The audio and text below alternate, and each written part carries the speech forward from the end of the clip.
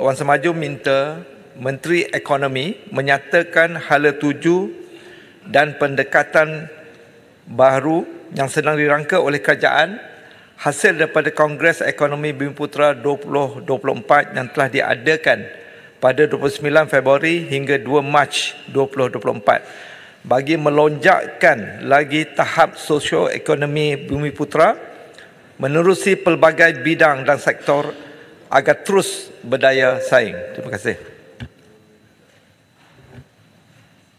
Assalamualaikum warahmatullahi wabarakatuh dan salam sejahtera Yang Dipertua, Ahli Dewan Yang Mulia. Sejak dasar ekonomi baru DEB pada tahun 1971, kerajaan telah melaksanakan pelbagai dasar, strategi dan inisiatif jangka masa pendek, sederhana dan panjang dalam memperkasakan agenda Bumiputera. Namun, masih wujud jurang sosioekonomi antara etnik di Malaysia. Contohnya seperti berikut.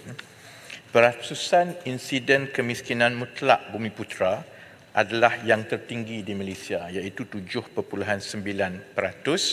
berbanding China 1.9% dan India 5.4% pada tahun 2022. Kemudian dari segi kadar peratusan pengangguran, Bumiputera juga adalah sebanyak 4% berbanding China 3.1% dan India yang paling tinggi 4.8% bagi tahun 2022. Jumlah penganggur Bumiputera adalah yang paling tinggi, iaitu seramai 387,800 orang ataupun 61.5% daripada 630,400 orang penganggur berdasarkan laporan survey tenaga buruh 2022. Dan yang selalu ditanya dan disebut, pemilikan ekuiti korporat Bumiputera mencatatkan pencapaian 18.4% pada tahun 2020 berbanding bukan Bumiputera sebanyak 29.5%. Sasaran sekurang-kurangnya 30% ekuiti korporat Bumiputera masih belum dicapai. Berdasarkan kedudukan semasa sosioekonomi Bumiputera, Kerajaan Madani bertekad untuk menstruktur semula ekonomi ke arah Malaysia sebagai peneraju ekonomi di rantau Asia dan memastikan rakyat dapat menikmati kehidupan yang lebih bermutu selaras dengan kerangka ekonomi madani. Dalam hal ini sebenarnya kerajaan telah pun memasukkan dasar-dasar pengupayaan Bumiputera di dalam kajian separuh penggal contohnya sebanyak 5 strategi, 12 inisiatif dan 35 tindakan yang berkaitan agenda Bumiputera telah pun digariskan ke arah mencapai pencapaian yang saksama untuk Bumiputera. Susulan itu juga kerajaan telah menganjurkan Kongres Ekonomi Bumiputera 2024 pada 29 Februari hingga 2 Mac 2024 dalam menetapkan hala tuju dan pendekatan agenda pemerkasaan Bumiputera yang lebih menyeluruh.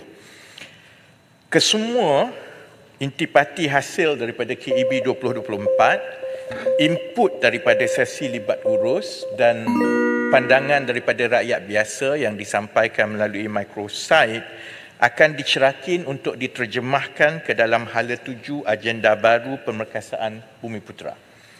Pelan jangka panjang agenda baru pemerkasaan Bumiputera yang lebih segar dan inklusif tanpa meminggirkan peranan oleh semua etnik di Malaysia akan dirangka untuk tempoh 10 tahun yang akan datang dan dijangka diluncurkan pada Jun 2024 termasuk usaha bagi melonjakkan lagi tahap sosioekonomi Bumiputera menerusi pelbagai bidang dan sektor agar terus berdaya saing.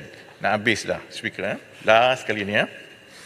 Kerajaan juga akan memberi fokus kepada usaha pemerkasaan dan pengupayaan golongan pertengahan Bumiputera yang dipanggil middle class ini yang mampu mencipta nilai kepada ekonomi beralih daripada yang sekarang ini menambah nilai dengan makan gaji kepada mencipta nilai supaya lebih banyak penyertaan kelas menengah Bumiputera dengan membina perniagaan dan meningkatkan pendapatan berbanding seperti yang saya sebut sebelum ini, hanya menambah nilai ataupun bergantung harap kepada pekerjaan bergaji semata-mata. Dan usaha ini akan insya-Allah dapat mengukuhkan daya saing dalam pelbagai bidang dan sektor, dan tumpuan adalah juga kepada penskalaan pembangunan bakat, meningkatkan pendapatan dan menoktahkan kemiskinan tegar. Terima kasih.